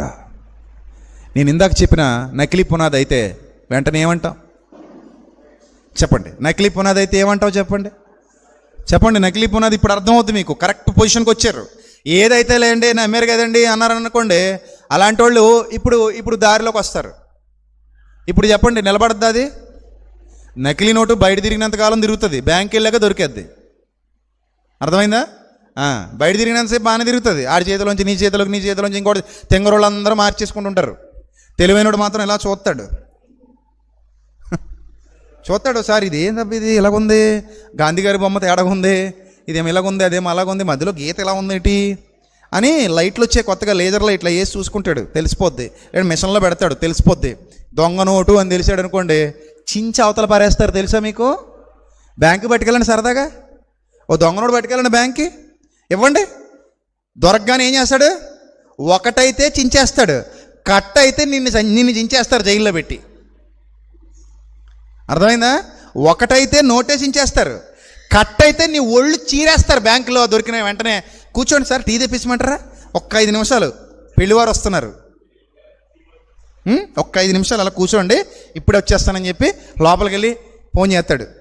ఇప్పుడు ఇది కాదు కదా, ఇది ఫోన్ చేస్తాడు. ఫోన్ చేయగానే, సార్ రండి సార్, అల్లుడు వచ్చాడు, అత్తరింటికి తీసుకెళ్ళరు కానీ అంటారు. వస్తారు, ఎరా నాయన కట్ట చేసావు, కంప్యూటర్ ఎక్కడుందిరా, ఎక్కడ ఆరబెడతావు, ఎక్కడ వేస్తున్నావు ప్రింటింగ్, ఏది మన డెన్ ఎక్కడ, నీతో పాటు ఎవరెవరు ఉన్నారా? అయ్యి బాబు నాకేం తెలియదండి బాబు, ఆ రాదేపాలు సీన్ గడి ఇచ్చాడండి బాబు అన్నావు అనుకో, మళ్ళీ ఆడి దగ్గరికి వెళ్తారు. ఎరా బాబు ఏంటి ఆడి కట్టిచ్చావట, ఇచ్చావా? ఇచ్చానండి. ఎక్కడ ఇచ్చావు? నాకు ఆ వాడపల్లి సత్యగడి ఇచ్చాడండి బాబు. ఇంకా అలా చెప్పుకుంటూ పోవాలి. ఎక్కడో చోట ఆగుద్దా ఆగదా? అక్కడ ఉంటుంది మిషను, మొత్తం తీగలాగితే డొంక కదిలిందని మొత్తం అందరికీ డొక్కచించి డోలు కడతారు. అంతే తప్ప దొంగ నోటు అనేది నిలబడదు, అక్కడికి వెళ్ళాక చించేస్తారమ్మా, ఉండనివ్వరు దాన్ని. అలాగే దేవుడు కూడా ఈ పనికిమాలిన విశ్వాసం వేసుకొని తిరిగి ఆయన దగ్గరికి వెళ్ళి, విశ్వాసిని వచ్చారండి అయ్యగారు అన్నాం అనుకో, పెండ్లి వస్త్రము లేక ఇక్కడికి ఎలాగో వచ్చితివి, పెండ్లి వస్త్రము లేక ఇక్కడికి ఎలాగో వచ్చితివి, నీ చీటీ చింపివేయబడినది, వీనిని తోసివేయము. అందుకే నేను ఇప్పుడు మొత్తుకుంటాను, నాయన పునాది సరిగ్గా ఏంట్రా నాయన, ఇలుగు ఊలిపోతే తర్వాత ఏడుస్తారు. పునాది సరిగ్గా వేసుకోండి. నా మాటలు విని వాటి మీద తన ఆత్మీయ జీవితాన్ని కట్టుకున్నవాడు బండ మీద తన ఇంటిని కట్టిన వానిని పోలి ఉండును. రైటా? అది పునాది. వరదొచ్చిందట, వానొచ్చిందట, గాలి గట్టిగా కొట్టిందట, ఇల్లు గట్టిగా నిలబడింది. ఇప్పుడు ఆ గాలి యోబు జీవితాన్ని కొడుతుంది గట్టిగా. వరదొచ్చి కొడుతుంది, వానొచ్చి కొడుతుంది, గాలి వచ్చి కొడుతుంది, ఇల్లు కూలిపోలా, పెంకులు ఎగిరిపోయి అంతే, డెకరేషన్ అంతా పోయిందంతే, తలుపులు ఊడిపోయినాయేమో, ద్వారబంధాలు ఊడిపోయినాయేమో, పునాది చెక్కు చేదర్లా అలాగే నిలబడ్డాడు స్ట్రాంగ్గా. ఎంత వరదరాని వానరాని బండ మీద కట్టబడిన విశ్వాసం యోబుది. అదే నకిలీ విశ్వాసం అనుకోండి, టిక్కుమని కూలిపోద్ది, టిక్కుమని చిటికేస్తే కూలిపోద్ది. అందుకే ఎప్పుడు చిటికల పందిరి వేయకండి, మంచి పందిరి వేయండి. అర్థమైందా? ఏ పందిరి వేయొద్దు, మంచి పందిరి వేయండి. ఎన్ని వానలు వచ్చినా వరదలు వచ్చినా ఎంత దారుణమైన పరిస్థితులు వచ్చినా స్థిరంగా నిలబడే విశ్వాసం కావాలి. కానీ ప్రభు అది చేయలేదండి, ఇది చేయలేదండి, అమాస రోజున అట్టట్లేదండి, పునః రోజున బూరెట్టలేదండి, వీళ్ళు నాకు అలా చేయలేదండి, ఇలా చేయలేదు, దేవుళ్ళకి వచ్చాను కానీ ఏం సుఖం లేదండి బాబు. ఏం సుఖం ఉండాలంటే నీకు బెంచగారు కొనియాలా? రక్షణను మించిన ఐశ్వర్యం ఏమైనా ఉందా? ఏమి లేదు కదా. ఒంటి నిండా కురుపులతో చచ్చిపోయాడు మహానుభావుడు లాజరు, పరదేశికి పోయాడు. రాజవస్త్రాలు ధరించుకొని, సన్నపునార వస్త్రాలు ధరించుకొని, సుఖపడుతూ అందరి చేత నలుగులెట్టించుకొని సాకిరీలు చేయించుకొని చచ్చాడు. అన్నీ తిని ఎక్కడ పోయాడు? చొక్క నీటికి యాతన పడుతున్నాడు. అది అక్కడ జీవితం గురించి ఇక్కడ విశ్వాసం తప్ప ఏదో ఇక్కడ జీవితం గురించి ఇక్కడ విశ్వాసం కాదు. అదే కొరింథీయులకు రాసిన మొదటి పత్రిక 15వ అధ్యాయం 19వ వచనంలో, ఈ జీవితకాలం మట్టుకే మీరు క్రీస్తునందు నిరీక్షించువారైన ఎడల మనుషులందరికంటే దౌర్భాగ్యులై ఉందురు అన్నాడు. చదవండి, కొరింథీయులకు రాసిన మొదటి పత్రిక 15వ అధ్యాయము 19వ వచనం. ఈ జీవితకాలం మట్టుకే ఇక్కడ బతుకు కోసమే, ఇక్కడేదో వస్తుందని, ఇక్కడేదో ఆశించి, ఇక్కడేదో సంపాదించుకోవాలని, ఇక్కడేదో సాధించాలని, నా ప్రాణమా తినుము తాగుము సుఖించుము అంటే, ఈ రాత్రి నీ ప్రాణం అడగబడుతోందిరా నా బిడ్డ అంటాడు దేవుడు. ఈ జీవితకాలం మట్టుకే మనము క్రీస్తునందు నిరీక్షించే వారమైన ఎడల మనుష్యులందరికంటే దౌర్భాగ్యులమై ఉందుము. ఉందా లేదా మీ గ్రంథంలో? ఉందా లేదా? ఉంటుంది. కాబట్టి నకిలీ వద్దండి, నకిలీ వద్దు. అది పోద్ది, సరైన పరిస్థితి వస్తే పోద్ది. ఎన్ని కష్టాలు రాని, ఎన్ని కన్నీళ్లు రాని, ఎన్ని ఇరుకులు రాని, ఎన్ని ఇబ్బందులు రాని, పిల్లలు చచ్చిపోయిన ప్రభువుని వదలలేదండి. అది నిజమైన విశ్వాసం. పిల్లలందరూ చచ్చిపోయారు. అవిశ్వాసం అయితే ఏమంటాడు తెలుసా? ఏంటి తండ్రి ఇలా చేసావంటాడు. యోబు అన్నాడు ఎప్పుడైనా మాట? ఏంటి తండ్రి నా ఆస్తులన్నీ తీసేసుకున్నా, ఎందుకు ఇక్కడ నేను బతకాలి, నాకు ఇవ్వడం ఎందుకు, తీసుకోవడం ఎందుకు, నాతో ఈ ఆటలు ఎందుకు అని అన్నాడా? యెహోవా ఇచ్చెను, యెహోవాయే తీసుకుని పోయాను. బాబా బాబా బాబా, అది విశ్వాసం అంటే. ఆ స్థాయికి చేరుకోవాలి మనం. అని మనకు మాదిరి యోబు. అది విశ్వాసం, గెలిచే విశ్వాసం అండి. అదే ఓడిపోయే విశ్వాసం మనకెందుకండి? గెలిచే విశ్వాసం కావాలి.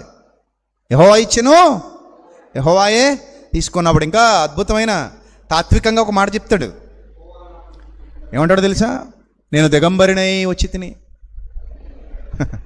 నేను మరలా దిగంబరినై ఈ లోకము నుండి వెళ్ళిపోతాను. I'm nothing. నాకు ఏముందని ఇక్కడ, నేనెందుకు నా తండ్రిని దూషించాలని ఆలోచించుకుని ఆయన అంటాడు, నేను మొలతాళ్ళు లేకుండా పుట్టినుండండి. నేను ఇక్కడికి వచ్చాక అన్నీ దక్కే. నా భార్య ఇక్కడదే, నా బిడ్డలు ఇక్కడి వారే, నా ఆస్తులు ఇక్కడివే, నా అంతస్తులు ఇక్కడివే, నా వెండి బంగారాలు ఇక్కడివే, నా ఒంటెలు గొర్రెలు మేకల మందలు పశువుల మందలు పనివారు ఇల్లు భోగభాగ్యాలు ఆస్తులు అంతస్తులు అన్నీ ఇక్కడికి వచ్చాక ఏరుకున్నవి. కానీ ఇక్కడికి నేను ఎలాగొచ్చాను? దేవుడు ఎలా పంపించాడు? నన్ను ఒంటరిగా పంపించాడు. దిగంబరినై వచ్చి తిని. ఇక్కడ అన్నీ దేవుడిచ్చాడు, తీసుకున్నాను.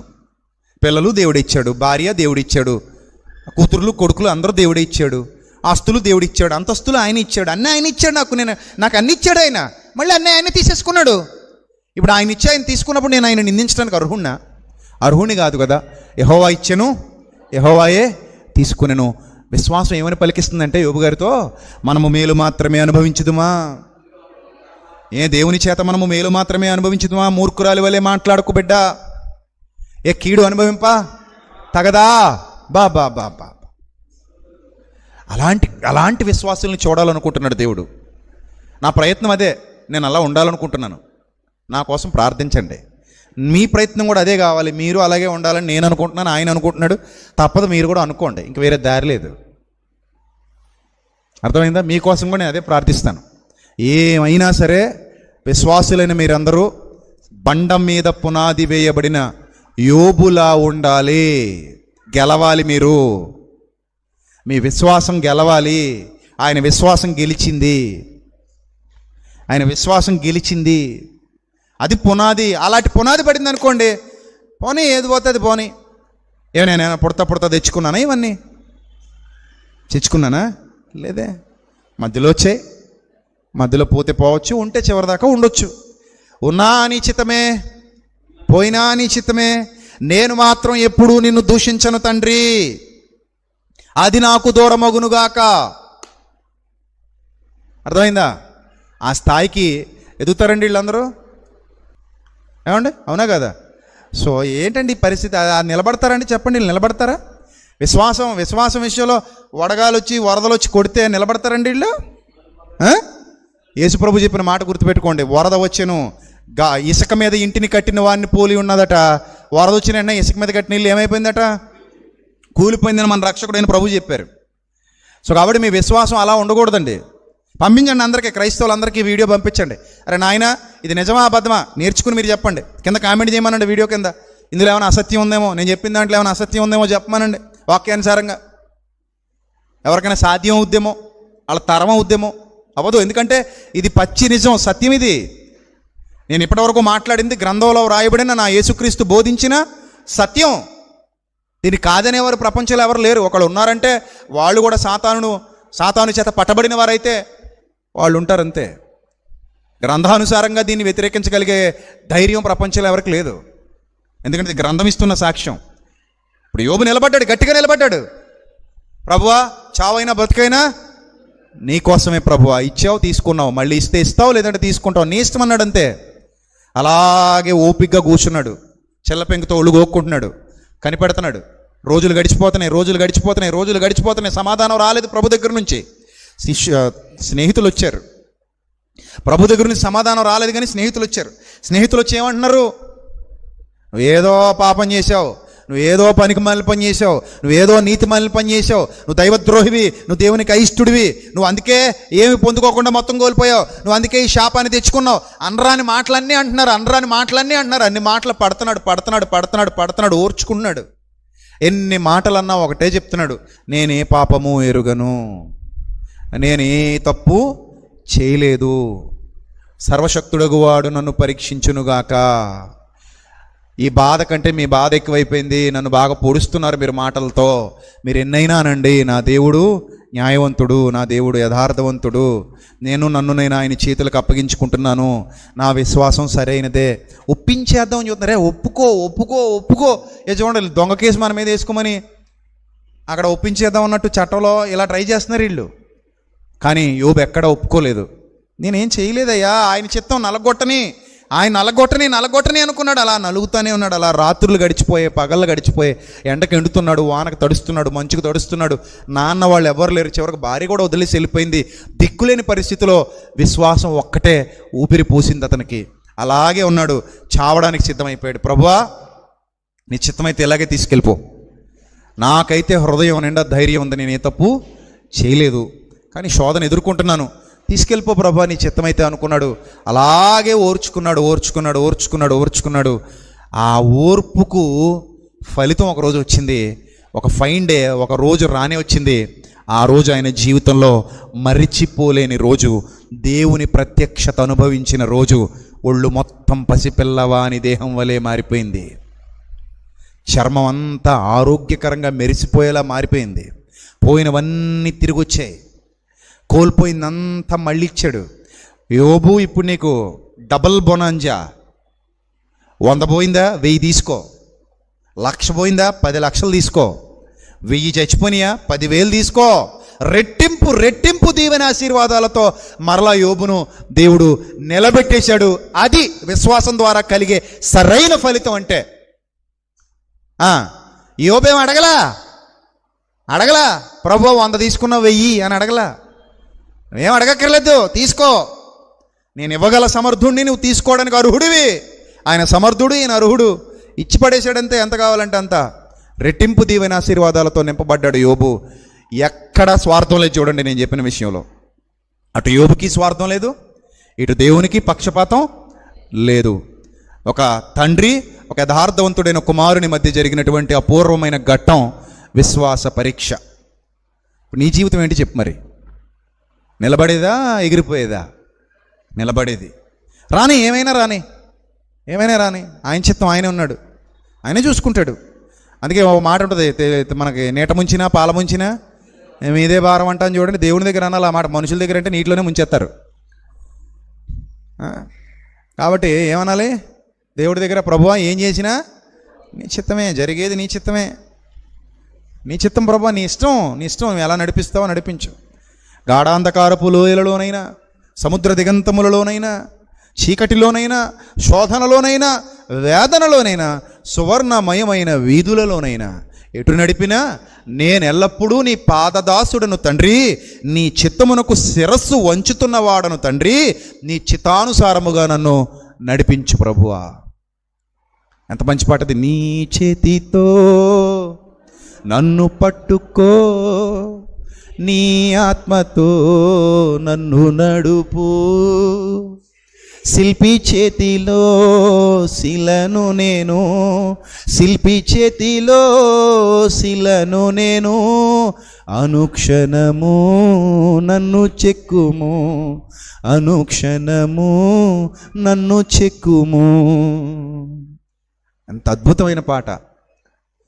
సో ప్రభుకి సరెండర్ అయిపోవడం అన్నమాట. అది సంపూర్ణంగా ప్రభుకి ఏమవ్వడం, సరెండర్ అయిపోవడం. ఎప్పుడైతే మనం ప్రభుకి సరెండర్ అయిపోయామో ప్రభు ఆయన చిత్తానుసారంగా మనల్ని నడిపిస్తారు, ఆయన వాక్యానుసారంగా మనల్ని నడిపిస్తారు. జీవితకాలం అంతా కూడా ఆయన చిత్తము మన బ్రతుకులో నెరవేరునట్లుగా దేవుడు మనకు తోడుగా ఉంటారు. కాబట్టి ప్రియమైన దేవుని పిల్లలారా, గుర్తుపెట్టుకోండి, విశ్వాస పరీక్ష. మీరు గెలిచారా, ఓడిపోతున్నారా? గెలిచే స్థితిలో ఉన్నారా, ఓడిపోయే స్థితిలో ఉన్నారా? మీకు మీరే పరీక్షించుకోవాలి. అర్థమైందా? మీ పునాది ఎలా ఉందో మీరు చెక్ చేసుకోవాలి. మీ పునాదిని చెక్ చేసుకోవాలి. అది ఎక్కడైనా, ఎవరైనా, వారు ఏ సంఘమైనా, ఏ స్థితిలో ఉన్నా, నాకు ఎవరి మీద ద్వేషం లేదు, కోపం లేదు, అంతే కదా. నాకు ఎందుకండి, వాళ్ళు ఎవరో కూడా నాకు తెలియదు, ఆ సంఘాలు ఏమో కూడా ఎవరెవరు వెళ్తారో కూడా నాకు తెలియదు. నా కోరిక ఏంటంటే, ఒకవేళ మీ పునాది తప్పైతే, వేయబడినది కాక మరొక పునాది ఎవడైనా మీ ఆత్మీయ జీవితంలో వేసి ఉంటే దయచేసి దాన్ని పరీక్షించుకొని సెట్ చేసుకోవాలి. ప్రభు మీకు ఇంకా అవకాశం ఇస్తున్నాడు. నకిలీ నోటు మనకి వద్దు, మంచి నోటు కావాలి, పరీక్షకు నిలబడే నోటు కావాలి తప్ప రెట్టింపు దీవెన తీసుకొస్తుంది అది. ఒకవేళ అన్నీ కోల్పోయినా ప్రభు మిమ్మల్ని నిలబెట్టగలిగే సమర్థుడు. ఆయన మిమ్మల్ని విడువడు, ఎడబాయడు. స్థిరంగా నిలబడి ఆశీర్వదింపబడాలి తప్ప రాంగ్ రూట్లో వెళ్ళి ఆశీర్వదింపబడాలనుకోవటం న్యాయం కాదు. ఒకవేళ మనుషుల దగ్గర రాంగ్ రూట్లో వెళ్ళి గెలిచినా దేవుని దగ్గర రాంగ్ రూట్లో మనం ఏం చేయలేము, గెలవలేము. దేవుని దగ్గర ఎప్పుడు రైట్ రూట్లోనే వెళ్ళాలి, కరెక్ట్ రూట్లోనే వెళ్ళాలి. రాంగ్ రూట్లో వెళ్ళి దేవుడి దగ్గర గెలవడం అనేది అసాధ్యం, అసంభవం. కాబట్టి విశ్వాసమందు స్థిరులుగా వచ్చేవారం విశ్వాసిగా ఎలా గెలవాలో కూడా నేర్చుకుందాం. అటు ధన్యత దేవుడు మీకు, మీ కుటుంబాలకు, సంఘములకు సమృద్ధిగా దయచేయునుగాక. ఆమెన్. తల్ల వంచండి, ప్రార్థన చేసుకుందాం. పరిశుద్ధుడా, ప్రేమగల తండ్రి, దయగల ప్రభువ, కృపగల దేవ, మీ పవిత్ర నామానికి స్తుతులు స్తోత్రాలు చెల్లిస్తున్నాం. తండ్రి, బిడ్డలను దీవించండి, ఆశీర్వదించండి, మీ కృపలో వర్తింపచేయండి, జ్ఞానం ఇవ్వండి, వివేకం ఇవ్వండి, మీ సన్నిధి కాంతి ఎల్లప్పుడూ వారి మీద ప్రకాశింపజేయండి.